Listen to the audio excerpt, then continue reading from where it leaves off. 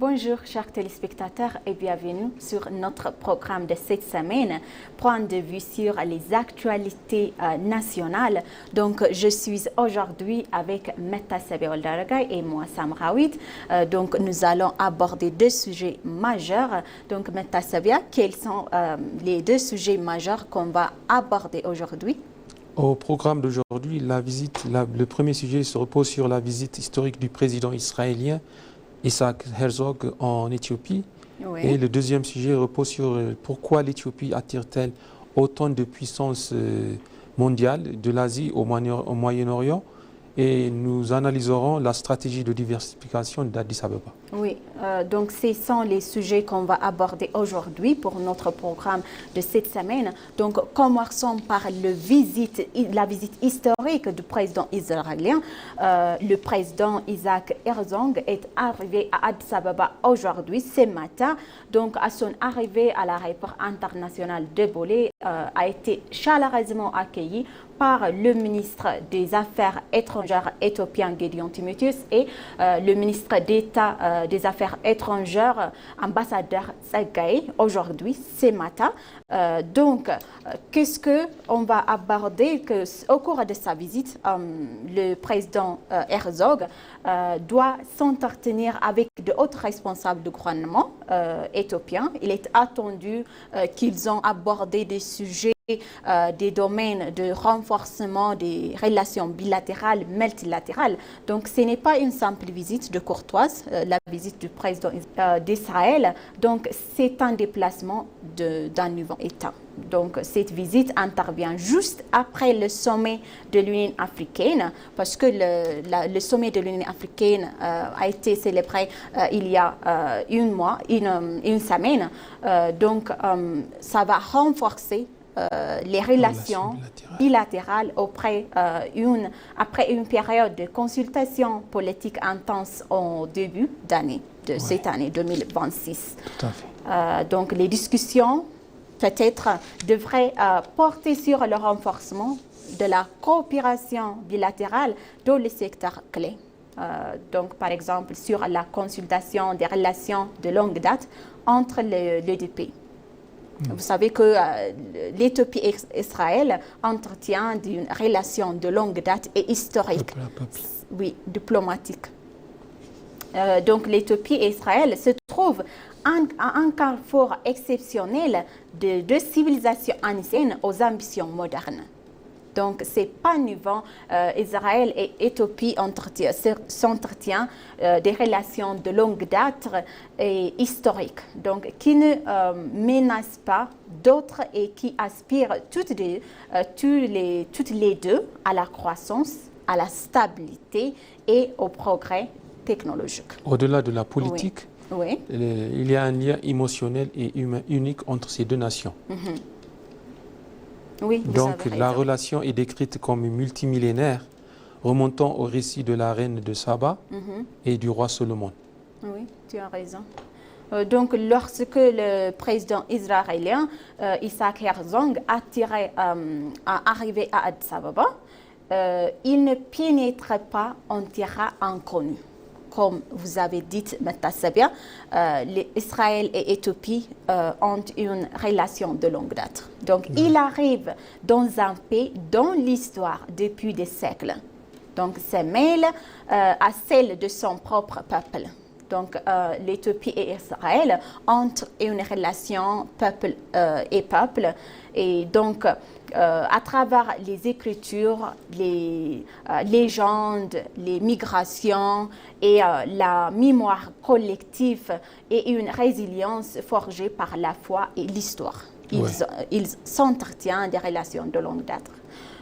Donc sa visite, la visite du président intervient à un moment où l'Éthiopie est redevenue un carrefour diplomatique. Parce que l'Éthiopie attire actuellement des puissances mondiales. Donc on peut, ces derniers mois par exemple, Addis Abeba accueillir les dirigeants venus de tous les continents.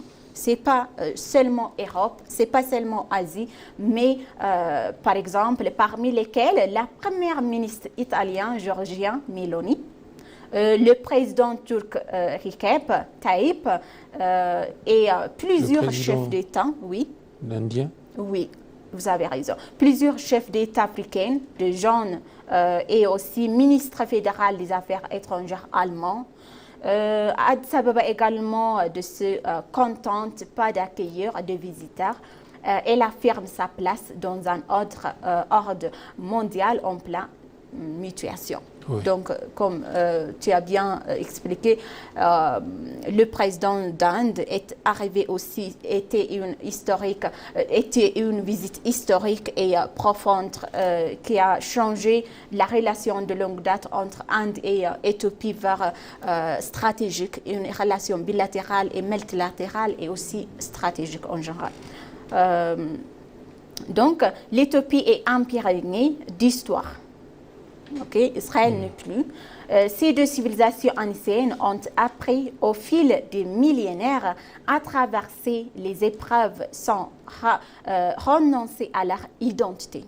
Donc, aujourd'hui, alors que le président Herzog entame ses engagements officiels, rencontrant le président, par exemple, il va rencontrer les autres responsables gouvernementaux, des responsables éthiopiens, des membres de la communauté. Donc, c'est de la place à la stratégie en général. L'importance stratégique et politique. Et pourquoi maintenant et pourquoi l'Éthiopie? Oui. Pourquoi l'Israël a choisi l'Éthiopie? Pourquoi maintenant? Il y a deux choses. On voit que l'Éthiopie est un pays, la capitale diplomatique de l'Afrique, et c'est un hub diplomatique pour l'Afrique. En tant que siège de l'Union africaine, l'Éthiopie est la porte d'entrée d'Israël vers le reste de l'Afrique. Donc, avec une croissance économique projetée de 10,2% pour cet exercice, l'Éthiopie figure parmi les économies les plus rapides et dynamiques du monde.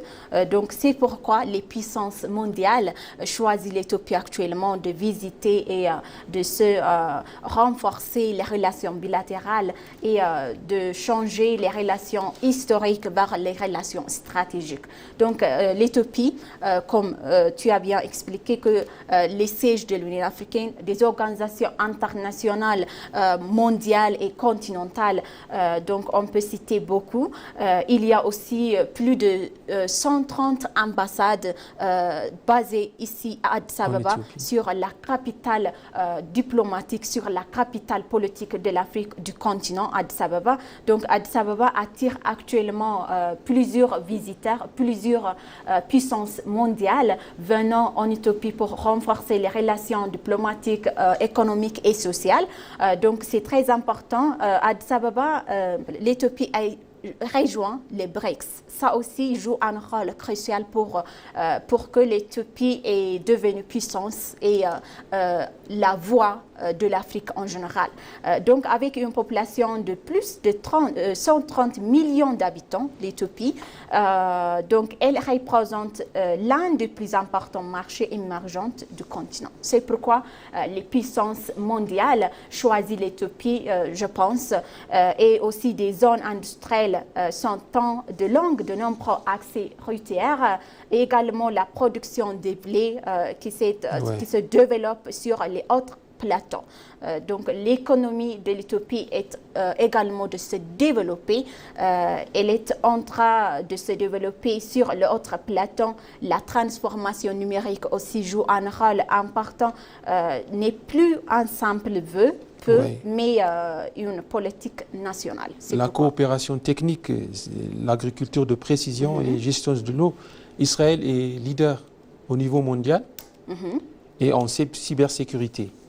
Donc, elle s'est forgée une réputation de pôle d'innovation mondiale dans les domaines de l'intelligence artificielle, de la cybersécurité, de la gestion de l'eau, de l'irrigation, des sciences agricoles et de l'ingénierie de pointe. Elle a transformé des terres arides en terres agricoles productives et a bâti un écosystème technologique dont la compétitivité dépasse largement sa taille géographique. Donc, l'Éthiopie offre un atout différent, mais tout aussi précieux, l'échelle. De vastes terres agricoles, une main-d'œuvre compétitive, des richesses minières inexploitées, notamment en or, en potasse et en terres rares, une population jeune, l'Éthiopie a une population jeune, avide d'opportunités industrielles.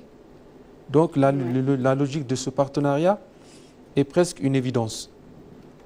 L'expertise israélienne alliée à l'envergure éthiopienne. Donc une technologie de pointe ancrée dans une production rentable, l'innovation liée à l'expansion des marchés africains.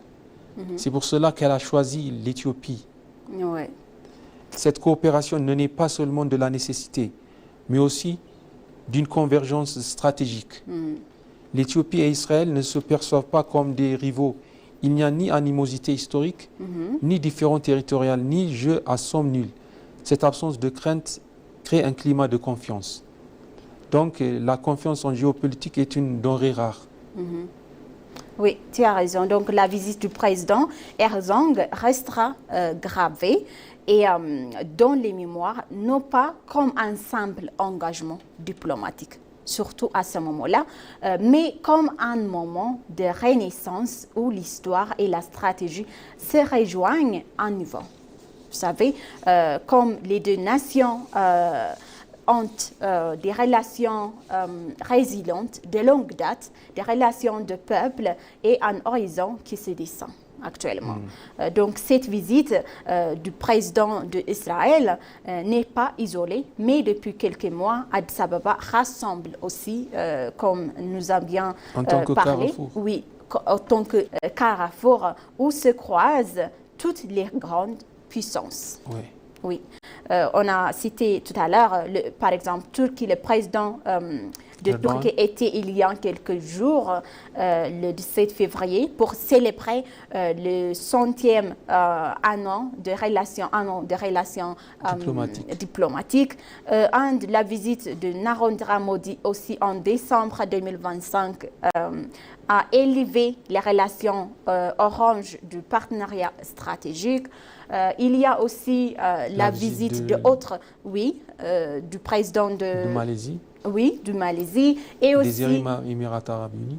Oui, des Émirats Arabes Unis, des accords massifs de le commerce et des finances.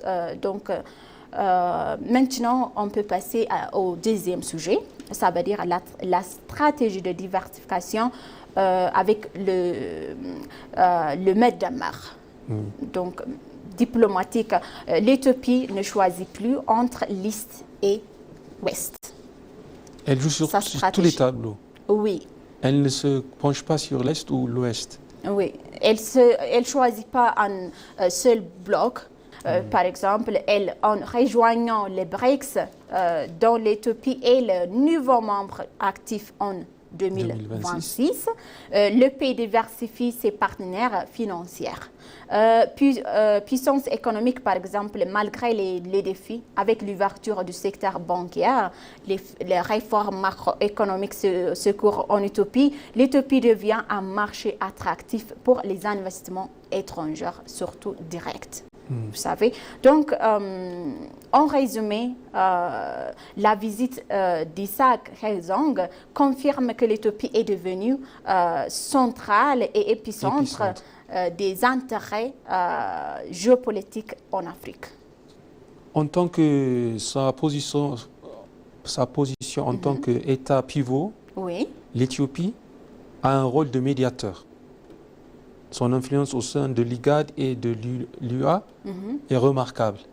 Alors, en général, en conclusion, on a abordé deux sujets stratégiques et majeurs, la visite historique du président d'Israël et aussi pourquoi l'Éthiopie attire à ce moment-là les puissances mondiales. On a parlé de ce sujet qui sont importants pour l'Éthiopie et qui touchent les événements qui se déroulent en Éthiopie.